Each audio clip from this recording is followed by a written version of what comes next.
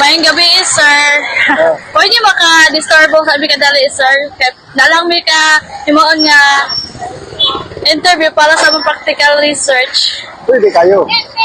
Ang tuod, sir, ako tuod si Janet. Kasi ito pangalan ninyo, sir. Ropans, Roel. Nakoy tulo ka pangutana diri, sir, na unsa ang pinakadako nga pagsulay nga niabot sa imo isip usa ka night vendor? Nalipay ko, mahurot akong balot. Kaya gabi, malipay ko tapos nagyan mga customer. Ikaduha na pangutana na mo, sir, is yun saan nimo pag-handle ang pagpamaligya nga walay permanent nga pwesto? At alam kong pisto permanente ni siya. Duha akong pisto sa Impero Indire. Ako lang ikuan kay ginitan kay pag panya ko sa mga customer, pag atiman sa mga customer kay para nadulon sa mga tao. Mayo ang pag-serve.